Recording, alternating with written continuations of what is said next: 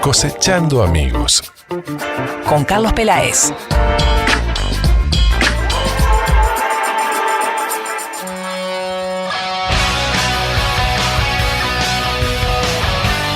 Charlie querido, por acá está saliendo el sol, por ahí no sé. Bueno, acá está, el día no termina de decirse. Está nublado, pero hay una resolana. Bueno, aprovechemos lo mismo que acá, aprovechemos hoy porque a partir de mañana realmente va a llover, ¿eh? Bien.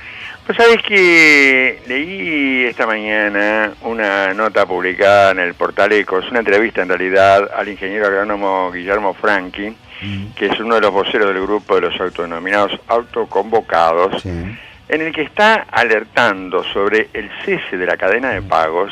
Es verdad. Y una posible crisis peor a la del 2002.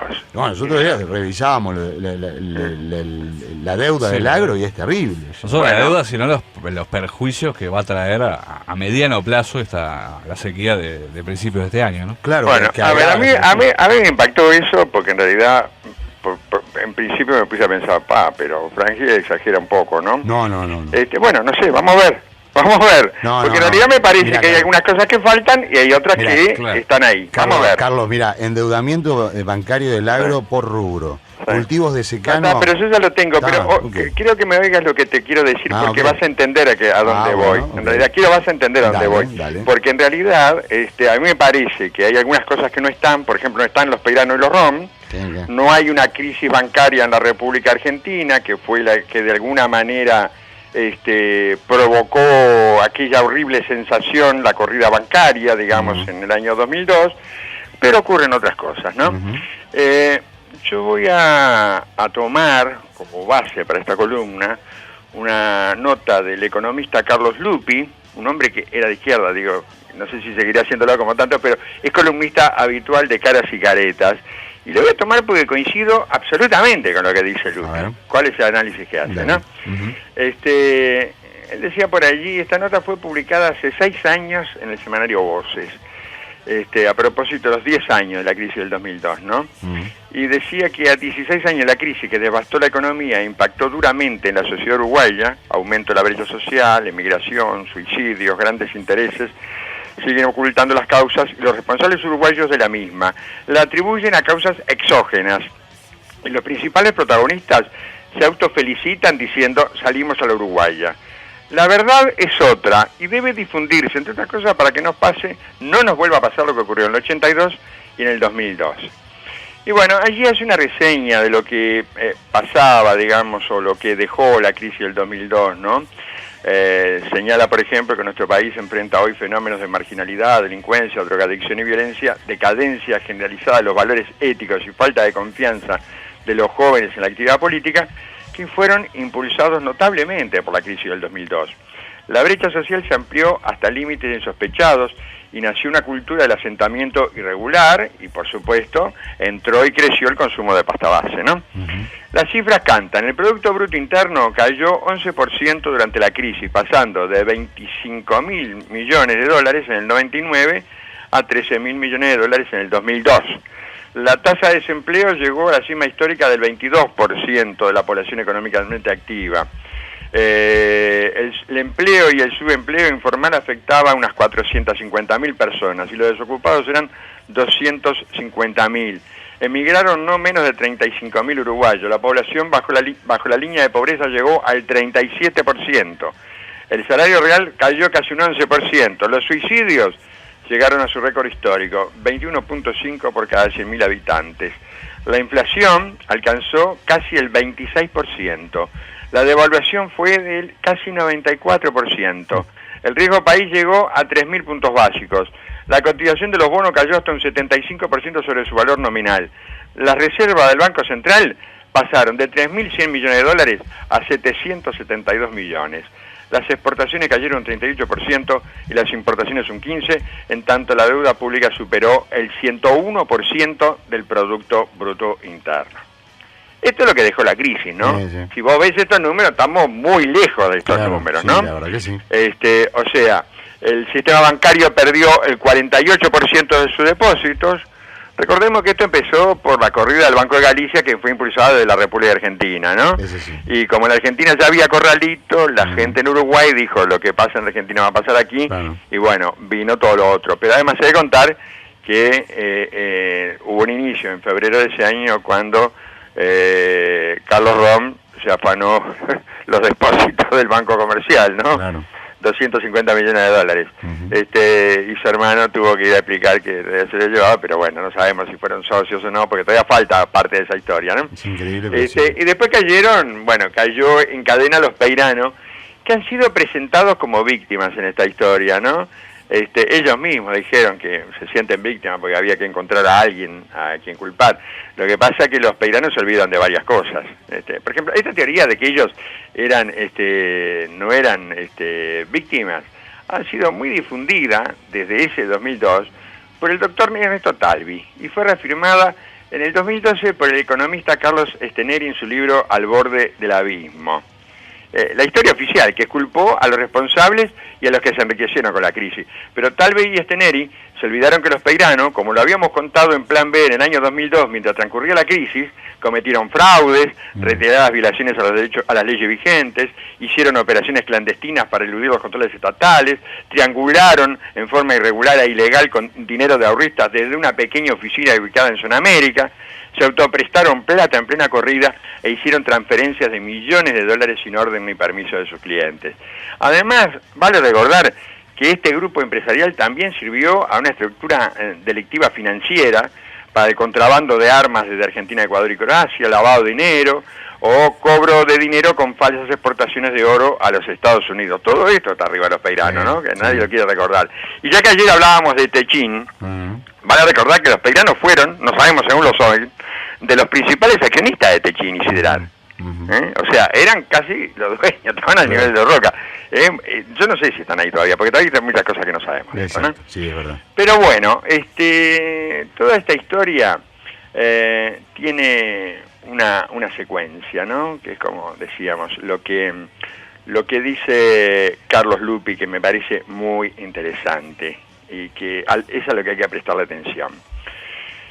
Él escribió un libro titulado 2002-2012, la historia no oficial de la crisis y una lección pendiente, ¿no? Y la lección pendiente para él, su tesis es que la crisis del 2002 tuvo causas endógenas originadas en malas decisiones de los gobiernos uruguayos entre 1985 y el 2005.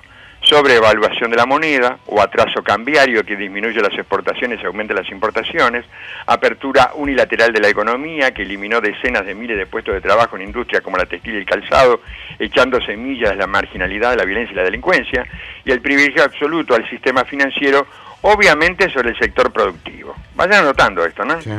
Estas tres políticas llevaron al Uruguay a la postración, y aquí podemos hacer una comparación.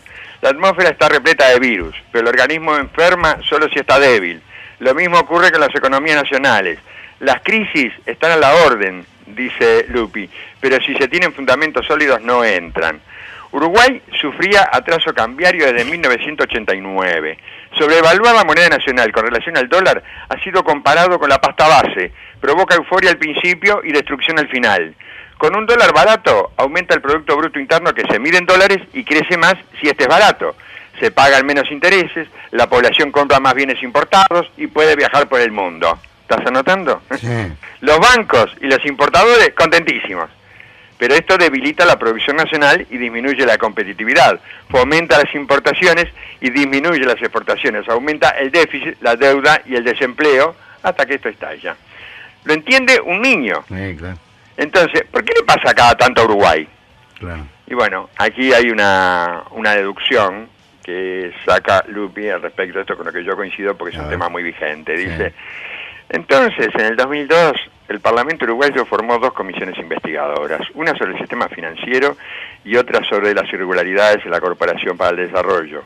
Emitió sus dictámenes y estos fueron aprobados por la Cámara de Representantes. Aquí Lupi tiene un error porque dicen fueron pasados a la justicia penal. No es correcto, estimado tocayo, fueron pasados a la JUTEP. Claro. Pasaron, la comisión investigadora pasó sobre la JUTEP para que informara, a ver qué cosa informar, un organismo que hasta la presencia de Ricardo Gil había sido absolutamente inoperante porque era un depósito de declaración jurada, ¿no? Hoy hubiera sido otra la resolución, pero bueno. Pero lo que dice Lupi tiene razón. Nunca ningún gobernante ni ningún alto funcionario, y a pesar de que están todos los documentos con sus nombres en internet, fue preso. Y este es un hecho.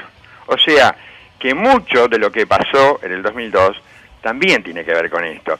Pero aquí aporta algunos datos que a mí me parece interesante tener presentes hoy, porque más allá de ese endeudamiento que tú señalas, hoy tenemos, ¿qué reclama el campo? El atraso del dólar para el sector productivo, ¿no? Básicamente. Sí. Es una de las cosas que está reclamando. Que baje el combustible, que se Claro, sí, está la rebajada de tarifas públicas, pero básicamente está reclamando esto. También. Y por otro lado pasa que tenemos esta euforia consumista en la sociedad. ¿Por qué? Porque el dólar está barato, porque hay pesos y porque la gente puede viajar y puede comprar muchas cosas importadas. Claro. Y ahora con Mundial más, ¿no? Sí. Pero bueno, yo creo que Lupi tiene razón, porque esto debilita la producción nacional y disminuye la competitividad. En realidad es lo que está ocurriendo. Ir a la verdulería y encontrarte ajo de China me parece que es el símbolo de lo que nos está pasando, ¿no? Sí. Es toda ajo de China, porque vos me decís, bueno, banana de Ecuador, de Brasil está bien, nosotros no producimos banana. Pero ajo de Pero China, ajo sí. Es como un poco mucho, ¿no? Es un poco mucho, ¿no? Y encima ajo contaminado todavía el que estamos vendiendo. Sí. Digo, me parece que todavía no estamos entendiendo todo lo que nos pasa. Y se están repitiendo algunos errores del pasado. Yo no puedo asegurar, sería irresponsable de mi parte, que estamos a punto de enfrentar una crisis como la del 2002. Pero que hay algunas cosas que se le parecen, no tengo la menor duda. Sí, decís. ¿Lo ves tan Bueno, así? esto que señala Lupi, acá, claro. Esto que te acabo de contar, exactamente. El atraso cambiario, digamos, esta historia de los importadores que están contentísimos. Si vos envías a cualquier lado está lleno de cosas importadas, lleno. Claro. Es decir, ¿qué producimos en Uruguay? Lo que produce el agro, básicamente, que es el que se está quejando, porque no tiene competitividad. Si tenemos que importar ajo, estamos en el horno. Sí. Tenemos que importar, escúchame, la carne que comemos, la carne de cerdo que comemos, es de Brasil. O sea, ¿no pusimos chanchos en Uruguay? Claro.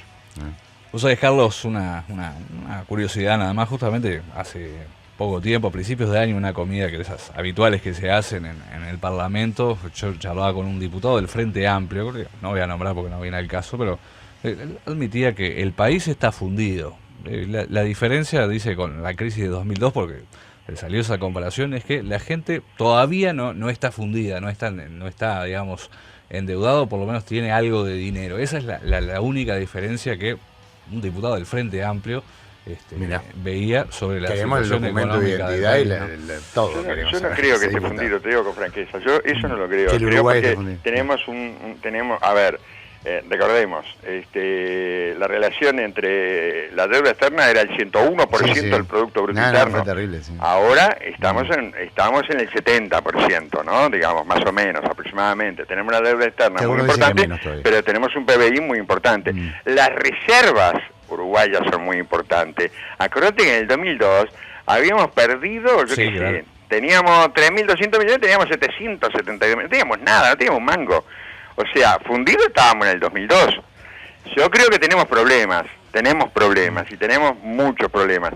Lo que me parece que se persiste con algunas fórmulas que yo creo que no son útiles, pero lo digo desde una visión absolutamente ciudadana, digamos. Claro. No tengo formación económica como para verlo, tengo la misma preocupación. Por eso recurría a Lupi, que me parece que es un hombre, un estudioso, un tipo que tiene educación desde el punto de vista de la economía, y que dice cosas con las que no tenemos menos de coincidir, porque es lo que está pasando. Sí.